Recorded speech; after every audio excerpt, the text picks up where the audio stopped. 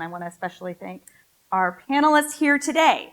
We are going to jump right in, and this is a question for all of you. For a large number of communities nationwide, housing and affordability challenges have worsened since the start of the COVID-19 pandemic. How are you seeing this play out in your work? And we can start with Sonya. Sure. Hi, everyone. I'm so glad to be here. It's been a long time since I've been to like such a big in-person event. And I love nerding out about housing, so this is perfect. The Center on Budget and Policy Priorities is a nonpartisan research and policy institute that advances federal and state policies to help build a country where everyone, regardless of race, ethnicity, sexual orientation, gender identity, zip code, immigration status, disability status, has the ability to thrive. And so with that, when the pandemic hit, we had a lot of work to do because a lot of people were unable to thrive. And for our housing work specifically, it really has focused on rental assistance, like was mentioned. And so, we have been pushing to expand federal rental assistance programs, primarily the Housing Choice Voucher Program, which is the largest form of federal rental assistance. We also, to do that, we track a lot of data. So throughout the pandemic, we used the Census Bureau's pulse data to kind of measure housing hardship and use that to kind of push for both the emergency rental assistance, which was really important, in that short term, but also for longer term solutions, because we know that people were struggling with housing affordability before the pandemic. And so we were hoping to kind of use that moment to push to expand the safety net that doesn't fully exist for housing. So we, as Deputy Secretary Todman mentioned earlier, we were successful, not us, but like we broadly were successful in expanding the Housing Choice Voucher Program to some extent. There were about 70,000 emergency housing vouchers that went out across the country, which is a great opportunity to encourage community collaboration between public housing authorities, continuums of care. Maybe that was already happening in Austin, which is awesome, but in a lot of places across the country it wasn't. And it's been really great to see that. But one thing I'll say about our work right now for housing at the center is that, with the pandemic, there was a major disruption. And we'll kind of get into this later, but, efforts to really expand didn't fully go through. And so that's given us the opportunity to step back and rethink what our housing system looks like and how we can reorient it towards justice and not just kind of Band-Aids, and how we can really look at this issue of low incomes, high rents, and how can we look at the structures that allow for those things and adjust them. We're still working on what that means, what that vision looks like, but it's been really exciting and personally giving me a lot more hope in a time when things can feel a little difficult. Thank you. Tina? Thank you, Rosie. Good to be here. Hello, everyone. My name is Tina Van Raaphorst, and as was mentioned, I'm the Deputy Superintendent of Business Services for the Jefferson Union High School District. It is my 6th year with Jefferson Union High School District. We are we serve 9th through 12th grade students, high schools. We have about 4,000 students in our school district, and we're located just south of San Francisco, the very first city south of San Francisco. Daly City and Pacifica are the communities we serve. The main thing during the pandemic and actually prior to the pandemic is staffing. Staffing shortages have been a big problem for our district. The cost of housing is the main reason that people do not stay with our school district. The median home value in San Mateo County, where we are located, is about $1.5 million. And one bedroom rents start at about $2,500 a month. And teacher salaries in our district start at $60,000 a year. So housing costs and the draw of higher paying districts in our area make it really difficult for us to attract and retain staff. We have been seeing for the last 6 years that I've been in the district about 25% turnover annually. And this is really not good for kids. It's not good for staff, of course, but it's really not good for kids. So when I joined the district, the board tasked me with exploring this idea of employee housing. The community college district in our area had been doing it for about a decade with a lot of success. And so we started a feasibility study. We are cash poor, but land rich. And so we wanted to capitalize on that. I will go into more detail with the following questions, but the long story short, we built 122 units. We opened in April of 2022. We offer the employees housing at 58% of market rate. So that means our one bedrooms start at $1,350 a month. It's open to all employees except for managers and administrators. So not just teachers, but all of our support staff, paraprofessionals, food service workers, custodians, van drivers, counselors. And we have really been able to attract post-pandemic and retain. We started the school year with a full teaching staff, which a lot of the districts in our area did not.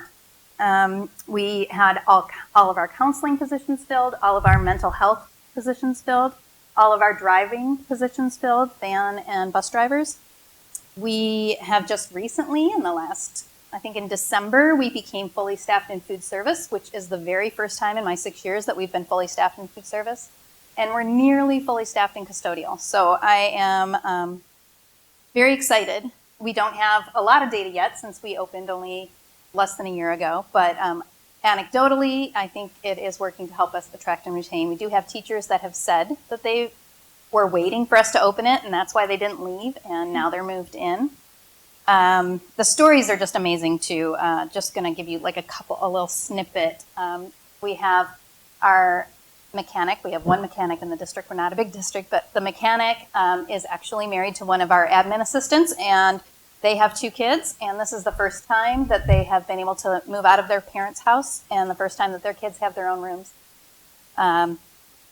We have a teacher who left us for more affordable housing and moved to Florida and actually came back when we opened our housing. We have a teacher who immigrated from the Philippines, and we didn't even know, but she was unable to move her family with her, and now she has her family with her in this employee housing. So we have people all throughout the spectrum of their careers as well. We have people who moved into the housing as an opportunity to save for retirement, some that are using the savings to put their kids into college, some people who are saving to get married or saving to start their family. And so I am excited to tell you more, but I will move on to the next person. I'll be particularly excited to hear more because as a mom, I know I've mentioned my kids. I have a middle schooler and a high schooler in Austin Independent School District, and I know this is something that they're very actively interested in pursuing. So I'd be excited to hear more. Sid? Awesome. Thank you so much, Rosie. And again, my name is Sid Betancourt, and I'm a housing advocacy organizer with the National Income Housing Coalition, also known as NLIHC, and I use she, they pronouns. And so the coalition was founded in the mid-70s, so 1974, and we're dedicated to achieving racially and socially public policy to ensure that the lowest income households have access to quality homes that are affordable and accessible in communities of their choice. And so we mainly do this through 3 avenues, and as an advocacy organization, we really harper down on making sure that we're able to educate folks through the research that we do, and we also mobilize folks, and we shape public opinion on the policies that we prioritize as well. And so most folks usually find out about us through our research, which we've done for a long time. And originally, I think we were a research service before we did advocacy. And so you'll find us in the Gap, which we produce once a year, every year. It usually comes out, I think, in the summer or fall, which kind of talks about the shortage of affordable housing across the United States. And then we also produce Out of Reach, which will be coming out pretty soon here, I think, for the 2023 year. And that one just talks about the high cost of housing and how we really need to, make sure that the wages are matching the high cost of housing as well. And so during the pandemic, and I'm still, I think I've only been with the coalition for about 2 years, so I literally got there, right in the middle of, the height of the pandemic. But even before then, the coalition was doing a lot of great work. And even in a staff meeting recently, we were reviewing all of the advocacy campaigns that we had from the beginning of the campaign to now. And we joked a little bit because there was a specific time when we were pushing for emergency rental assistance and relief for evictions, and we had a campaign called #RentReliefNow. But the crisis was so imminent that we didn't even have time to make graphics or anything. We were just we need to advocate for rent relief now. And for a long time, I think we were definitely in crisis mode, just trying to engage members of Congress and trying to get folks like you to also engage with your members of Congress on why it's important to invest in communities most in need.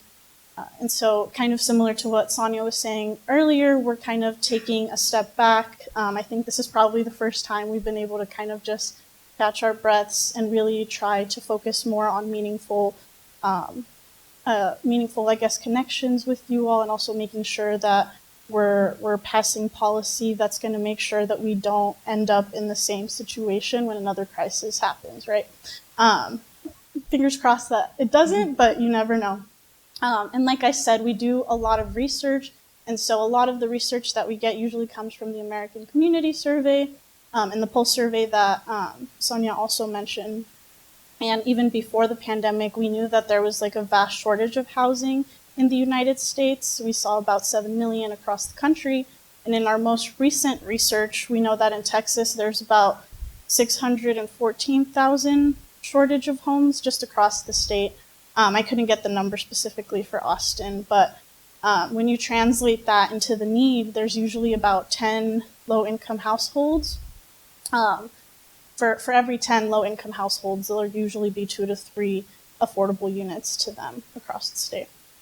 And so what that means is usually around 74% of renter households in Texas are usually paying about 50% or more of their income on housing, which makes them what we call rent burden. And a lot of our mission is making sure that we address that rent burden for folks who are extremely low income, because our research shows that when you address the needs of that income bracket, it will follow in the next income brackets after that. So our goal really is just to work with folks like y'all across the country, and we have field organizers like myself that focus in different states, and I focus on Texas, so I'm happy to connect with y'all if you're interested in getting more involved with our work after. Great, thank you so much. We heard from Deputy Secretary Todman this morning about some of the efforts that HUD has underway. And for those of you that may not have heard, the Deputy Secretary left the conference and went to a press conference at the Housing Authority where we announced 200 additional housing choice vouchers that have been awarded to Austin and 100 additional VASH vouchers that have been awarded to Austin. So we're very excited about that.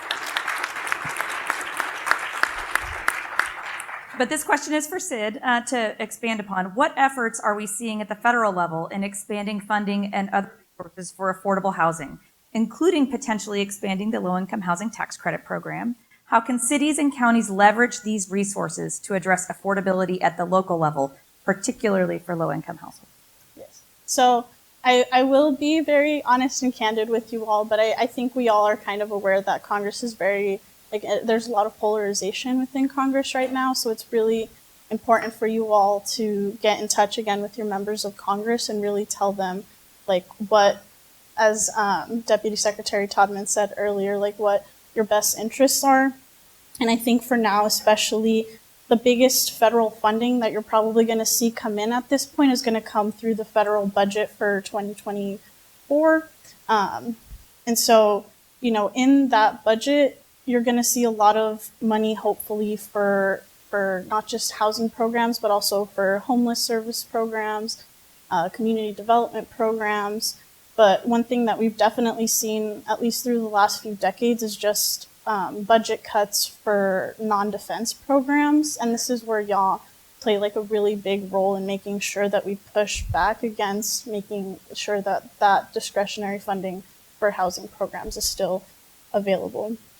And so like every advocacy organization and every company will have like their own policy priorities, and I can share a little bit about like what our policy priorities would be and what I think would be most helpful for folks in Austin, but also folks in Texas. Would be definitely investing in making more housing vouchers available and creating full funding for tenant-based rental assistance program, which would add assistance to 200,000 households. We also want to make sure that we're fully funding the preservation and the operation of public housing, the full funding of homeless assistance grants. We also are hoping to ask for $100 million for legal assistance for evictions, because that was definitely something big that we saw, especially during the pandemic and the creation of the emergency rental assistance program. And one of our biggest asks is also $3 billion for a permanent emergency rental assistance program so that we have that safety net built in. And then also increasing funding for competitive tribal housing grants so that tribes with the greatest needs can also have housing that's affordable to them. And I know you mentioned LIHTC too, Rosie, and we did see like a tax extenders package in Congress during the last session. But you know, we're entering a new session, and so everybody's kind of getting acclimated to the new norm. So it's kind of uncertain where that tax extenders package might be, but we do know that Senator Wyden, who is the chair of the Senate Committee on Finance, is actually having a LIHTC hearing next week, where he'll probably reintroduce one of his acts that he's passed or introduced in the past called the DASH Act. And so for the National Low Income Housing Coalition in particular, we agree with some of the things in that act and we disagree with others, but one thing that we definitely agree with that would be helpful for Texans and especially folks in Austin to know is that any expansion of LIHTC also needs to be met with reforms in order to make sure that those most in need, those communities most in need, are able to get the help that they need. So that means having a basis boost for extremely low income households, having a set aside of tax credits for folks to, for developers to create housing for extremely low income households, and also making sure that tribal areas and rural areas are designated as, I think it's like I forget what the acronym stands for, it's like DDA, but it's like folks who are in deep need of affordable housing. So again, there's going to be opportunities in the future, but I don't know like what that'll look like just yet. So, but yeah. Thank you. So Sonya, the next question is going to be for you. Through HUD's House America initiative, communities across the nation have housed more than 100,000 households. Several communities, including Austin and Travis County, joined this effort, utilized funding from the American Rescue Plan Act. Considering that this work from the act is finite, or that the funding from the act is finite, how can communities sustainably continue this work, including leveraging the Housing Choice Voucher Program? Yeah, so this is the question, right? And I think Deputy Secretary Todman touched on this a little bit earlier, but it's about commitment and intentionality to look at the full range of resources that are available from the federal government, at the state level, at the local level. What does that look like? And how can you work collaboratively across all of those different agencies that kind of administer those programs? How can they all work together to best target and utilize the resources most efficiently? And really doing like holistic planning, I think is really critical. Coordination generally, I'm just a big fan of coordination among agencies because we don't always see it happen. Sometimes we do, sometimes we don't, and then you have people falling through the cracks. So the more coordination the better. There are federal resources out there that are pretty reliable as the kind of emergency resources run out. And that includes vouchers. Rental assistance, the Housing Choice Voucher Program are vital for helping people pay rent. Incomes are just not high enough to pay for basic necessities, as we've discussed many times. And we have every year we kind of update the statistic looking at how much income has grown compared to how much rents have increased.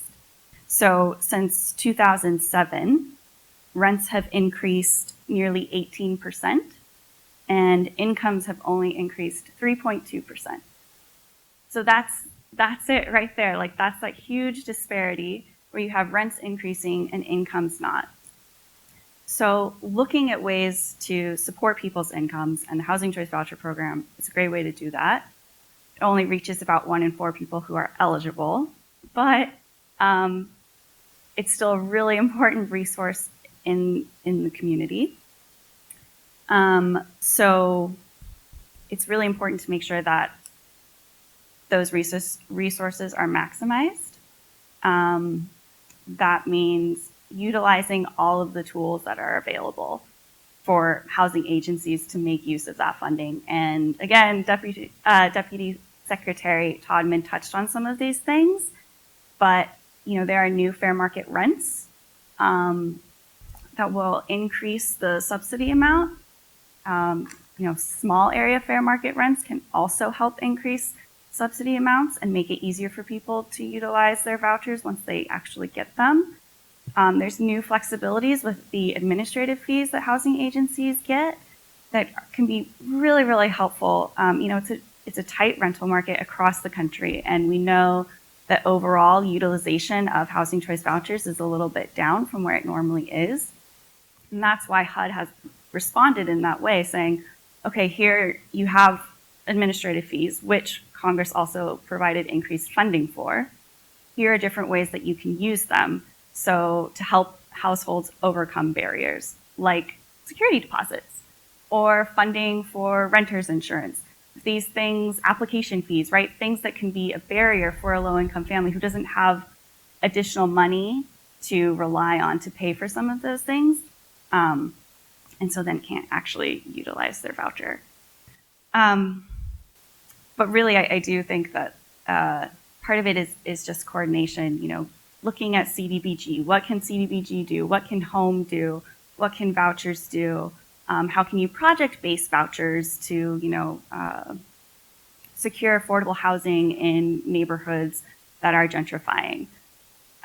All of these different things, like it needs to be a holistic strategy with all the different resources to kind of make it work. And I mean, obviously, like, more funding is also really important, but in the meantime, while we at the federal level work to get more resources to y'all, just doing the best to kind of coordinate and collaborate is critical, I think.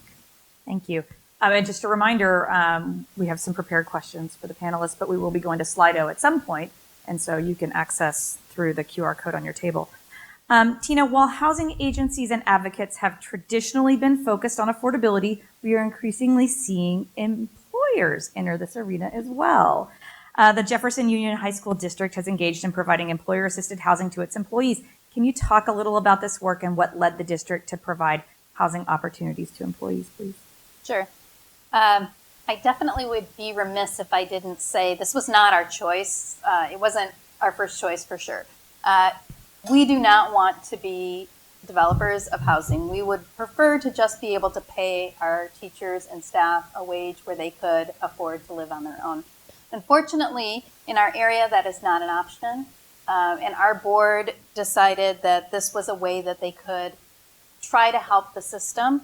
But they also did other things too. We passed a parcel tax to increase teacher salaries. We also are looking at developing some of our underutilized property for market rate housing to generate revenue for the school district. So this isn't the only thing. School districts are being asked to do so many more things than educate students. We are providing healthcare, we're providing mental health support, we're providing food for not only our students but for the community. And housing is another thing that we shouldn't be doing, but we are. So with that said, how did we do it? So as I mentioned, in 2017, we started our feasibility study. So we are not housing developers. We hired some support to help us with that. And we had consultants that looked at our underutilized properties to determine where would be best if we were to build housing, to analyze the financial structure, and to determine interest. We surveyed our staff, and we employ about 500 people, 520. And about 80 people were either interested or very interested in employer housing. We identified a location. It was very interesting. We have a closed high school that we run our district office out of, and we let the community use rent space in. And we learned that back in the 1980s that property had been rezoned for residential and office development. And the project never went forward, but the zoning was already there. So we learned that we had the zoning and we had the property. And when the numbers were all run about how much would it cost to build something, it turned out that we would only be able to discount rents by about 20%. We were still going to have to charge about 80% of market rate. And our board was like, that's not enough. That's not going to help us. So we looked into different ways that we could fund. We looked into partnering with an affordable housing developer and using tax credits. And we tried to see if there were other funds we could tap into. And ultimately, we did not want to put restrictions on the property. We wanted to have as much flexibility as possible. So we asked the voters. We asked the voters for $33 million to help us build this housing, and they agreed, and that was phenomenal. So our board, we could have just taken that $33 million and built, I don't know, it was around 40 units. And our board said, no, we want to maximize how much we can build. So they asked the consultants, if we have $33 million, how much would we need to borrow and then pay back that loan with rents and have rents be at 50% of market rate? Does that make sense? Like, that was the puzzle we were trying to figure out. If we could have 50% of market rate, how much could we afford to borrow? And they said $42 million.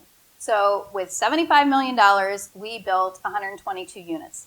Now, if you remember, we only have 520 employees. So we're looking at housing about a quarter of our workforce, which is really a risk, right? Who knows if that many people will really need housing. But our board said, if you build it, they will come, is what they were aiming for.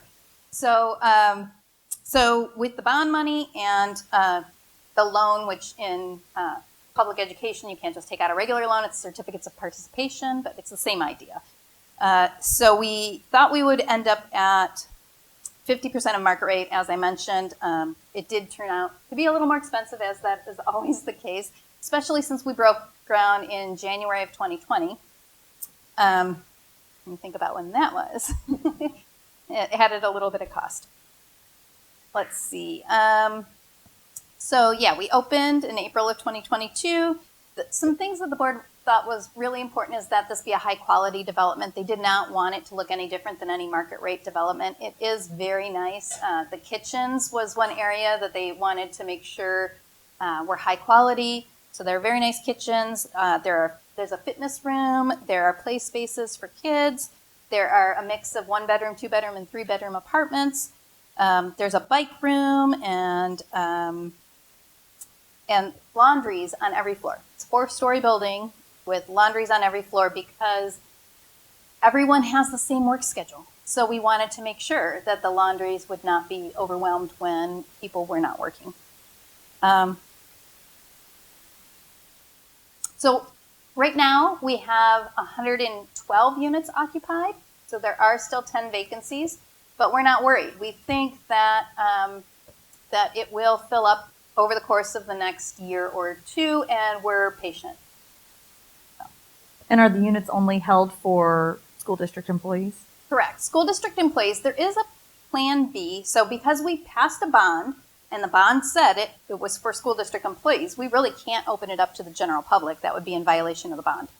But because we're a high school district and our feeder districts, the elementary school districts, have the same voter pool, we could open it up to those feeder districts if we decide that we can't, if we have too many vacancies. Good to know.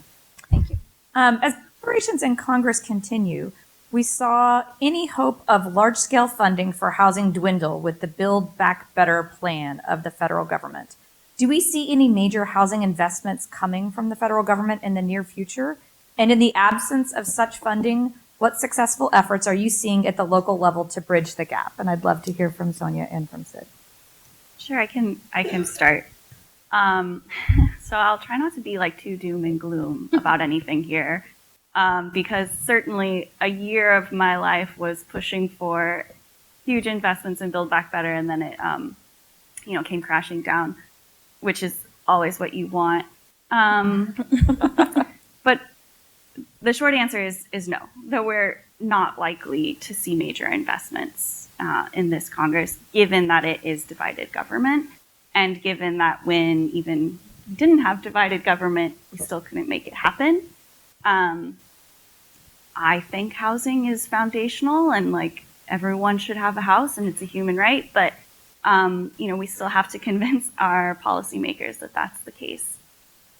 So the best way to get more investments for this Congress will be through the normal appropriation cycle. That will be tight and difficult as well. For anyone who followed the speaker vote in the House, you may have seen that there was a lot of rhetoric around cutting funding, specifically, like Sid mentioned, the non-defense discretionary funding, and pretty much all of housing programs are in that bucket. It was mentioned earlier that like Social Security, Medicaid, SNAP, those are on the mandatory sides, meaning more people need it, it's there. But one reason why we're so limited with things like rental assistance is because it's all on the discretionary side. Moving it to the mandatory side is the goal. Getting there is going to be very difficult. But for appropriations this year, next year, it will likely be tight. But looking back over, the past 10 years, there were tight budget caps under the Budget Control Act. And even then, most years, Congress still at least renewed existing funding. So we're hopeful, and with bipartisan support, right? So we're hopeful that at least, we're not going to lose assistance. But the likelihood of getting kind of big new investments is going to be really challenging. So it really is a time to look at state and local investments and what can be done. And, Tina just mentioned bond measures, and I'm pretty sure that Travis County has passed some of those, and they're really helpful. But also just looking at other revenue raisers, and I know that I'm in Texas, so this is a way bigger lift than in other places, but income tax is like a really good revenue raiser. Y'all might want to talk, to some people about that.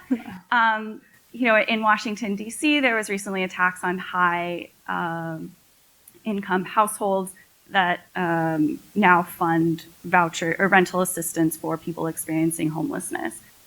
So, that's a bigger fight than what we're kind of talking about today, but it is one worth engaging. We've been talking about how all these different issues intersect, and a fair budget and fair revenue raisers, equitable revenue raisers are really important.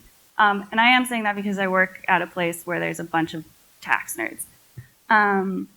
But there's also a role for philanthropy to get engaged and so kind of tapping foundations or other institutes I think it's also just, sometimes I, in part because I work a lot on the budget and appropriations, I just talk about the funding, but I do want to lift up how important it is to make sure that there are services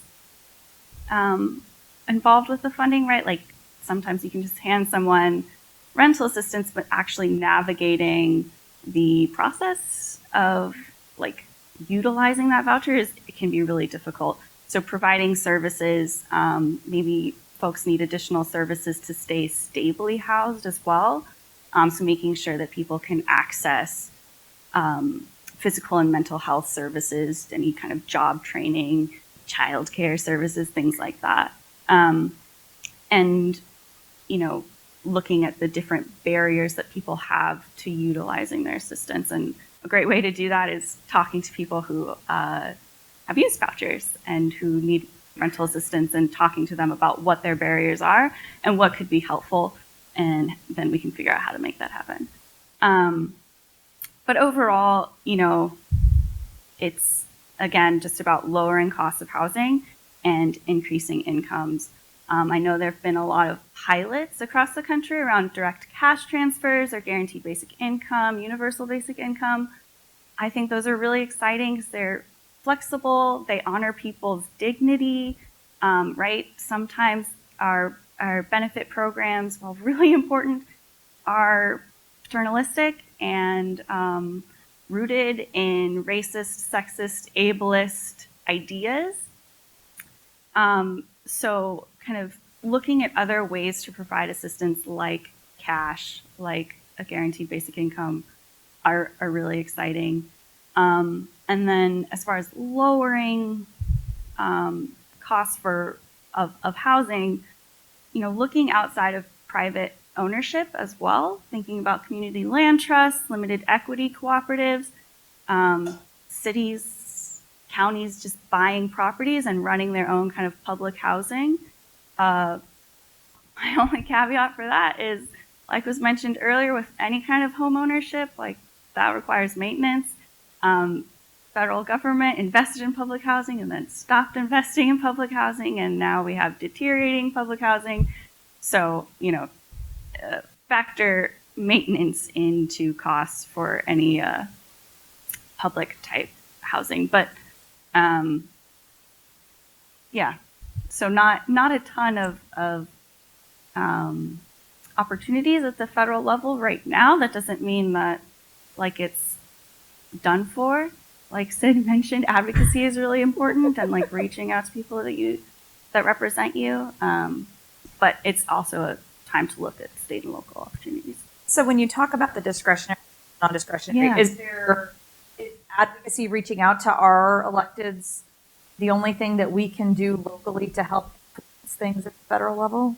Do you have any other suggestions besides calling you could probably flash the number on a screen?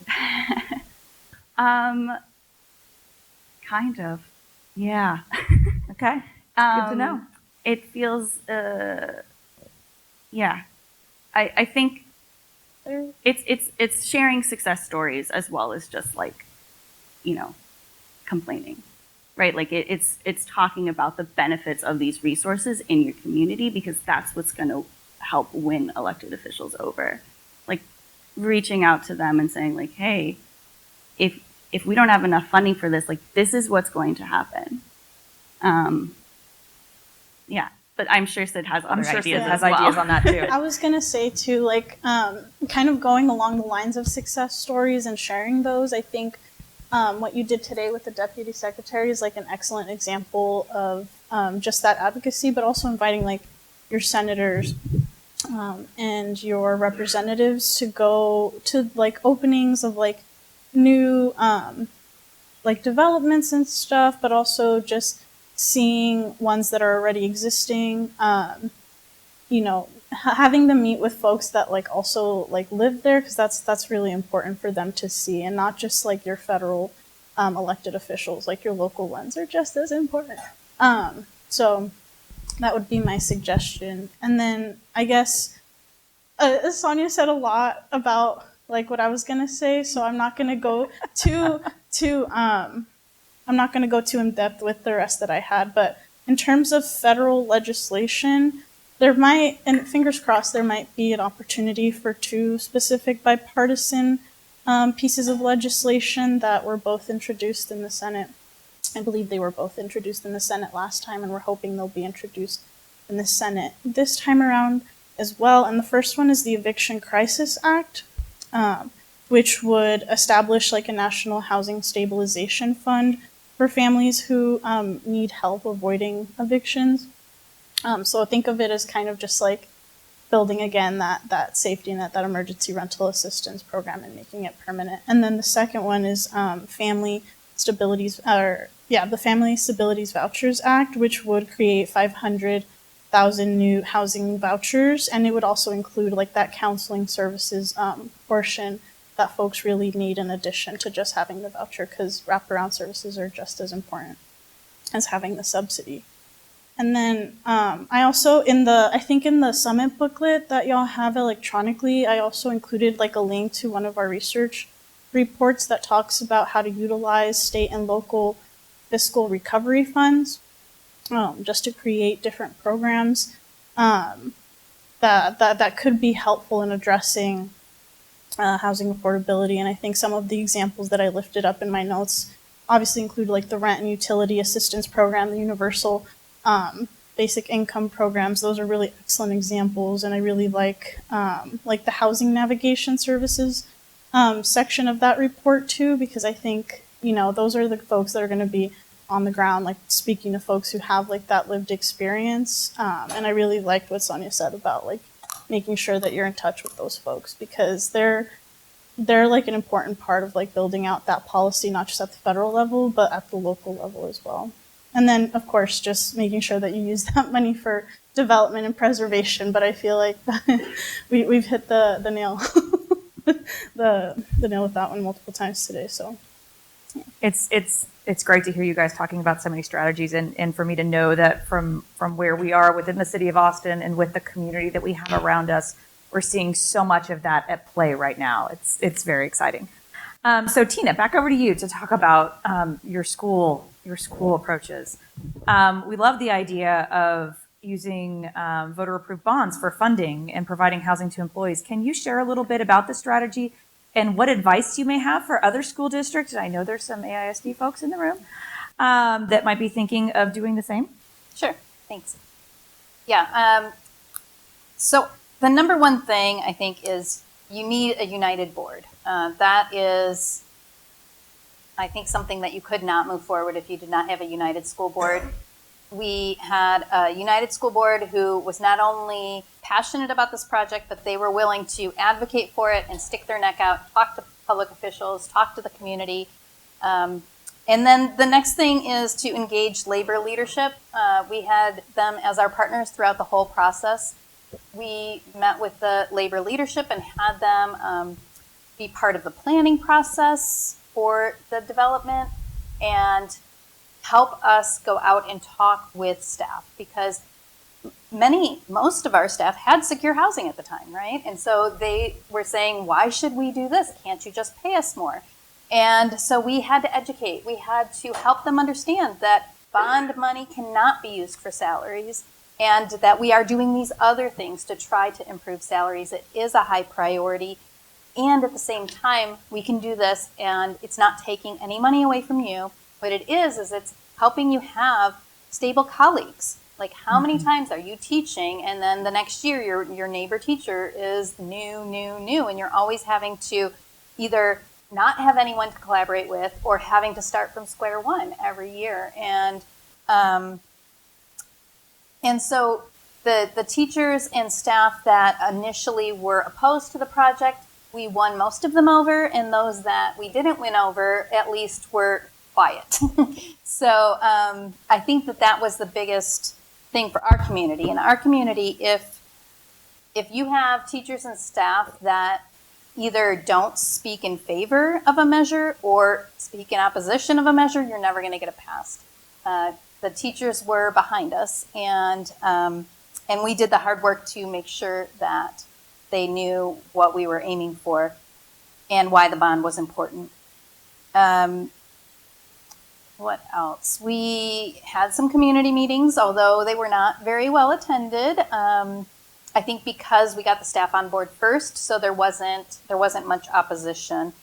And then, I would say that if a bond is not a possible route for you, then there may be other ways.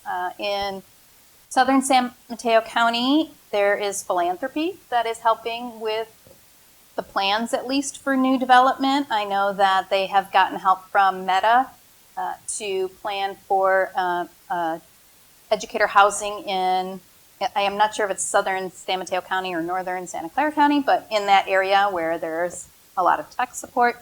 The other thing some districts have done is sell land to generate revenue. And then another piece of advice I have is not really about the fundraising side of it, but the operations side of it is we established a nonprofit organization we call our Educational Housing Corporation. And that agency works as a buffer between the school board and the housing, because we didn't want tenants of the school board tenants of the housing coming to the school board and complaining about trash not being picked up or their loud neighbor or, things like that. And also, the school board then doesn't directly set the rules or the eligibility criteria or the rents that they have this buffer organization. So that Educational Housing Corporation does have 2 board members on it, but it also has 2 employees that are not living in the housing and 3 community members. And so, and they are the ones that employ the third-party property management company. So there's kind of layers of buffer. So those are 2 recommendations. But the main thing is you've got to have a united, like someone said earlier, all the oars paddling in the same direction between the board, the district leadership, and the union leadership. So let me ask you, I'm picking questions, by the way, from the Slido that are kind of related to this. It's a little more operational, but I'm very curious about this as well. How do you handle employee departures from the school system who reside in the student or in the school housing? Yeah. Have you had that? Do you have policies in place for that? What is your newly open, so you may not have had anybody leave yet, but I'm curious what you're going to do with that. Yeah, it's part of the lease agreement that they sign, that they have 90 days upon separation from the school district, regardless of the reason for separation, 90 days to vacate. And no, it has not been tested yet. So it will be. We do have resignations coming up at the end of this school year that we're already aware of. And so it will. We'll see how that works out. But it's part of the lease agreement that they sign. Good to know. Thank you. Mm-hmm. So Sid, you've been involved with working with tenants, including burgeoning conversations at the federal level of a renter's bill of rights by the Biden administration. However, here in Austin, we are deeply constrained in our efforts by state law. What advice would you have for folks working to expand tenants' rights in such an environment? Yes. So, I heard a rumor. It's not a rumor. It's a fact. But that y'all have preemptive laws in Texas against things like source of income discrimination and rent control, which can make it very difficult to just advocate for and pass tenant landlord related legislation because you're scared that it might impact. If you pass it in Austin, it might just impact things at the state level, and you really don't want to do that. But I think most importantly, before I get into my recommendations and what I would recommend to you all, I think I want to really harper in on what the local advocates are doing, because they are doing a lot of important work. And the first organization that I want to kind of give a shout out to is the Texas Tenants Union, who, in addition to providing workshops and resources to tenants across the state, they've also been monitoring the tenant landlord related legislation. And if y'all don't already know that they exist, definitely check them out and look at that tracker. There's a lot of important bills this legislative session in Texas related to tenants' right, including a 7-day right to cure or opportunity to cure. Which in other states is crazy because 7 days seems like such a short time, but in Texas it's a huge win. So definitely check that one out. And then there's also eviction ceiling, and I think there's also a tenant bill of rights. So yeah, definitely look at that and see how you can get involved in that at the state level. And then there's also a Texas Tenants for Change, which is a newer organization that I think that came about within the last year, and it's a tenant-led advocacy group fighting for better conditions for renters in Texas. And they're holding a petition right now currently to hold folks in the Texas government accountable and asking to implement stronger renter rights. And they also have really engaging webinars on Facebook. They have like some statewide partners like Texas Housers who have been on those webinars before. Just a good way of connecting renters and tenants like across the state and educating them on issues that tenants are facing. So 2 really good organizations that I would check out. And then personally, like my recommendations based on the work that I've done, I think the most important thing that you can do, especially at like the city level, is investing in your local like tenants unions, residents council, all of that. And, you know, obviously when I say investing, you're thinking of funds, and that's a big part of it, but there's also time, you know, volunteering, listening to them, making connections, procurement. Like these are things that we like don't really think about when you're like at an organization or a company, because you have that kind of built in within the organizational structure. But a lot of these grassroots organizations are starting literally from the root. So it's getting them off the ground and making sure that they have those resources. And then the second thing that I'll touch on that has worked very well for us at the coalition is multi-sector collaboration, which Sonya also talked about earlier. You know, there's a lot of folks who interact with tenants and renters who have lived experience who could also be a huge aid in this fight. You know, legal aid, healthcare workers, teachers, and, you know, other folks. I think I also put like service providers, but there's so many other sectors that y'all could be tapping into if you aren't already. And then I know earlier I got a shout out for hosting Tenant Talk Live, which is a webinar that we host the first Monday of every month, and it's actually going to be the first and third Monday of every month starting in April. But it's really meant to serve as a way to connect tenants across the country to one another, to us as well, but mainly to one another, so that they can learn best practices around federal housing advocacy. So if you know of any folks who are really interested in making that change at the national level, that's a good way for them to get involved. And, you know, that's kind of how, with NLIHC and alongside other national partners, we were able to create the blueprint and the Renter Bill of Rights that the Biden administration released about a month ago or so. It's been a while, but there's definitely ways for folks to get involved in that way, and I'm happy to help right now. Thank you. Sonya, nationwide, there's an increasing focus on the criminalization of homelessness. Can you talk about why it is so important to address the issue and why criminalization makes it harder to house folks permanently in the future? Yeah. So there was an encampment raid in Washington, D.C. a few weeks ago that I'm still mad about. So if I come off a little strong, it's because I've got a lot of strong feelings. And so I'll just say that policies criminalizing homelessness do not solve homelessness, and they only further harm people who have already been failed over and over. They punish people who are in most need of help, and they violate any trust that might have been built. So, you know, when you have, I'm thinking specifically of encampments, and I know that there are different laws here, but that's part of it, right?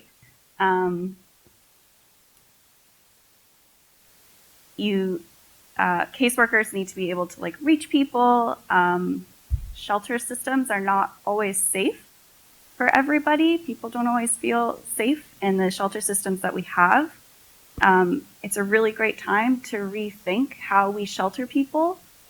During the pandemic, you know, there was a move towards non-congregate shelter options.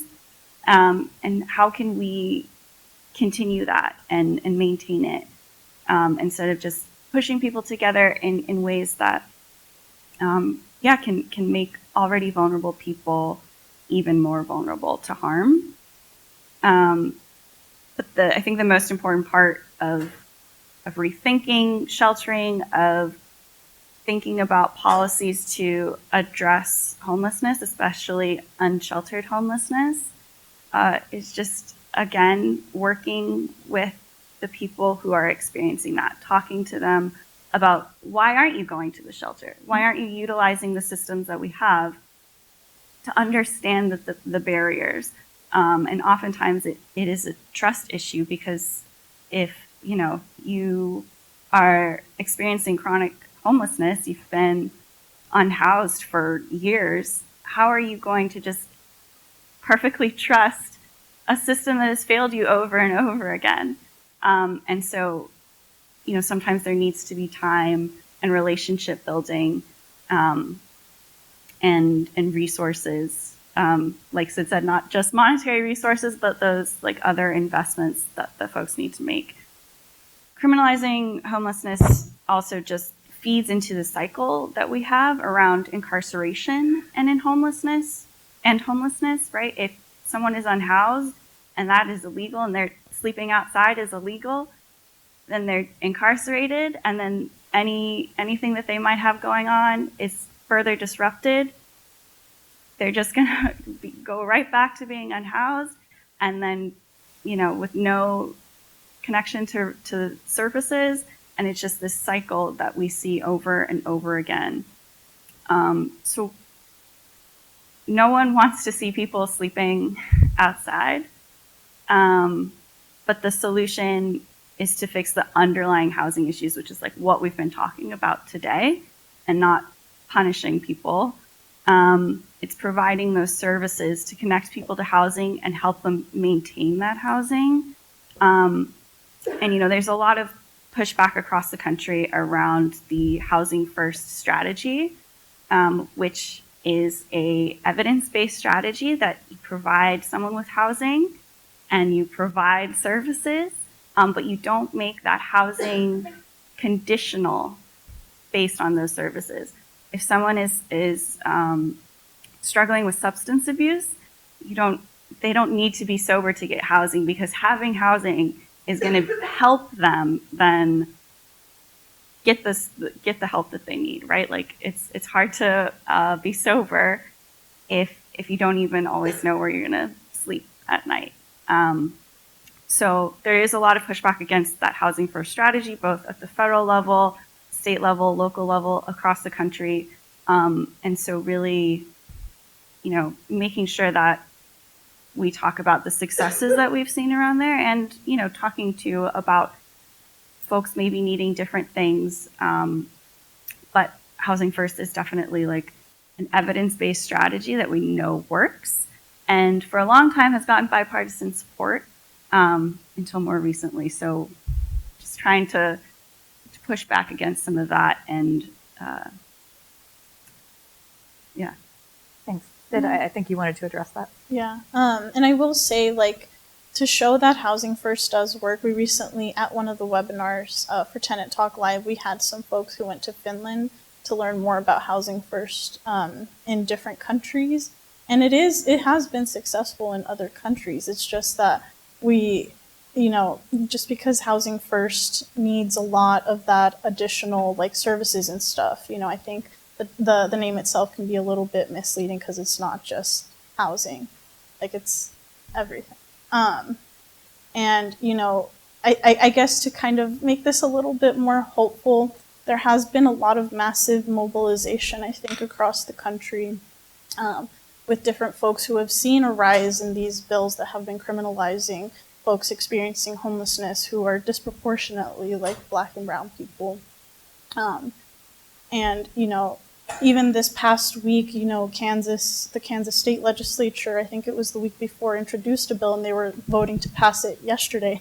I still don't know what happened, because I haven't had a chance to look, but hopefully the folks in Kansas were able to not get that to pass. But, there's a lot of good stuff happening at the local level, and a lot of folks who are trying to figure out what we can do together. And if y'all want to be involved in the movement, I would definitely check out, I think it's the National Alliance to End Homelessness is running those groups that happen like once a week. So there's an opportunity for action there. I think as an organizer, I'm always like, here's what you can do. But there's definitely opportunities out there. Thank you. Tina, while efforts by public sector employees to provide housing opportunities to workers are critical, how do we engage private sector employers in these efforts? Why is it necessary for all employers to pay attention to affordability issues and address the housing needs of their employees? And then I'm going to transition into that second question that's just risen up through the Slido, which is about how do we get big corporates like Dell, Google, Meta, Tesla to participate in solutions to problems that they have contributed to due to their success. So I want to hear you on the first one, and I'd love to hear all of your thoughts about that second one. Yeah, I think the people in this room probably know better than me about how important it is to have housing for all income levels. Communities that don't have housing for their teachers, for their first responders, for their food service workers, can't flourish. Ours was just one way to address this. I do, just personally, morally, like the more that we tie housing to employment is scary to me. It's the same thing as healthcare, so now if you lose your job, you're not only losing your healthcare, you're losing your housing, you're losing your income. It's not necessarily a good path, but it is a path that we have at this time. So I actually am hoping that you can help us move forward with better solutions, more long-term solutions. I just read an article in The Guardian that said that there's at least 40 school districts in California that are now in some phase of moving forward with employee housing. I know that Oakland has a housing allowance program for teachers that will live in Oakland. Salinas just purchased some apartments that they are going to rent at subsidized rates. LAUSD already has employee housing, although I know that they used tax credits, so I think that some of their employees make too much money to live in the housing, so that was one cautionary tale. And then I think that just as far as getting the big corporates involved, we did try, but our actual attendance area does not have any of them.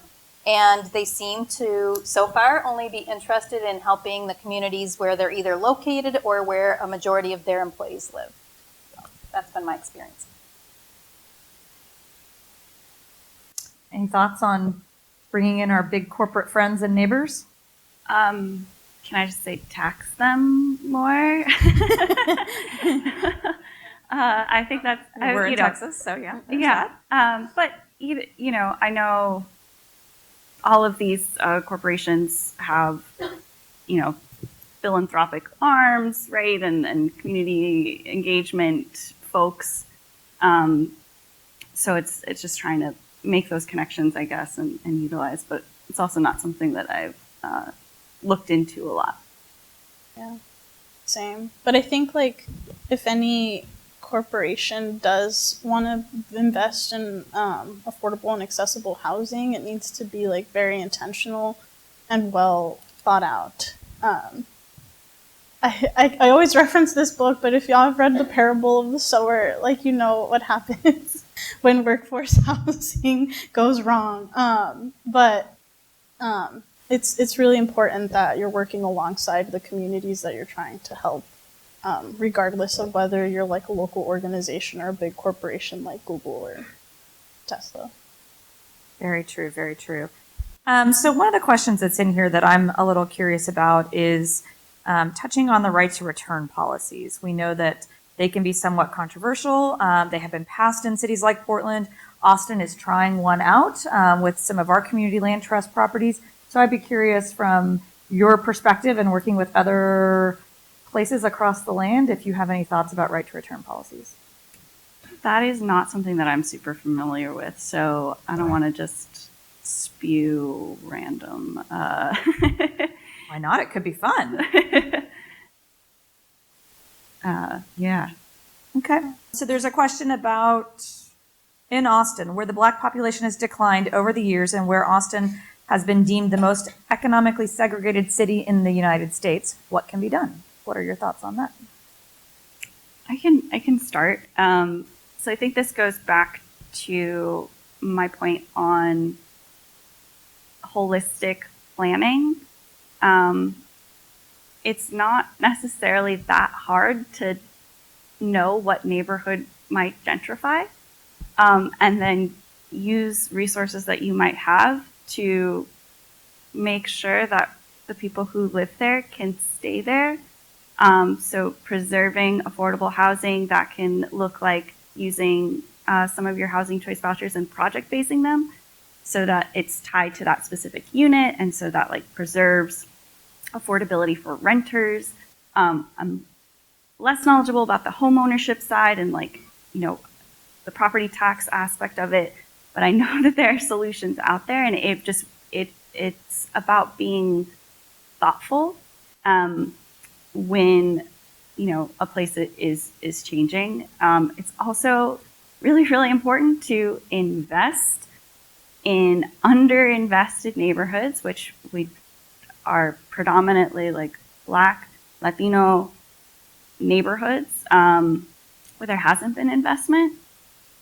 You still need to bring investment there, right? It's not always just about like moving people who are there to other neighborhoods. It's about making sure that you provide resources to those neighborhoods that have been starved of resources, right? Like what neighborhoods have a bunch of investment? Okay, they don't need any more investment, like put everything where it hasn't gone. And then again, but being intentional about it so that the people who live there now can continue to benefit from those investments and not get pushed out.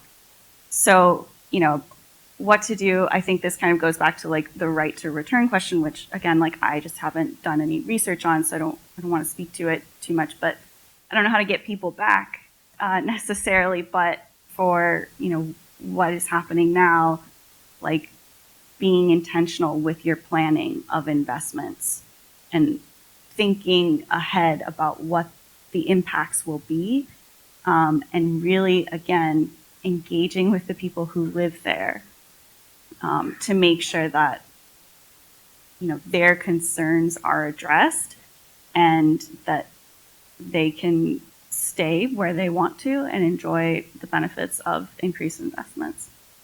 So that's some of my initial thoughts. Anyone else want to weigh in on that? I don't know how this might be helpful in Texas, but I think in Chicago they passed some legislation about maybe 3 or 4 years ago where they were able to kind of just create like a reparations program for the Black community to make sure that like some of the city funds I think were being used just to provide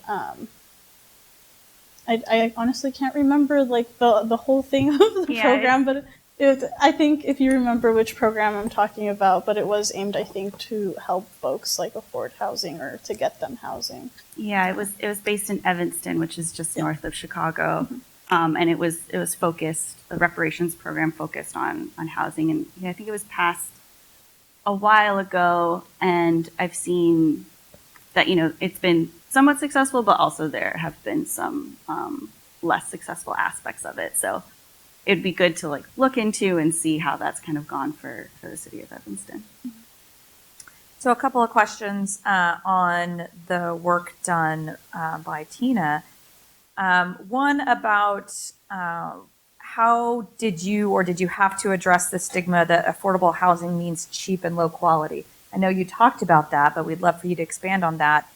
And again, reminding us about your capital stack and the perspective of the private equity versus the public funds. Sure. I think the main way we addressed the stigma, although, you know, there are still some people who think that, you know, I think part of it is that our schools are not able to be maintained at the highest level.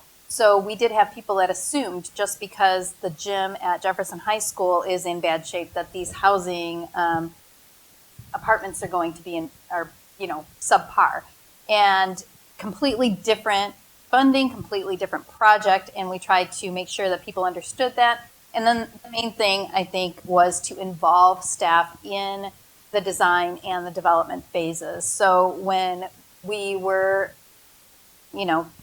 we did a lot of visiting the school sites, going to staff meetings. I know that might not be as possible in a large school district. We only have 5 schools, so we were just out there every month at the staff meetings, after school, answering questions, and really, in the end, showing them that it was going to be just as nice as any market rate units. There was also a lot of people who thought that teachers wouldn't want to live together, right? That they wouldn't want to live with the people that they worked with, and we found just the opposite. It was really interesting. There is a row of teachers who have classrooms next to each other and chose apartments next to each other. And so it's been really much more positive than we expected. And then we did not use any private funds. I mean, I don't know, unless you call it loans, private funds, but we have to pay that back. So it's all public funds. $33 million in voter-approved bonds, and then $42 million in loans that we will pay back with the rents. Great. Well, I think we're at time. I just want to thank you all for coming to Austin today.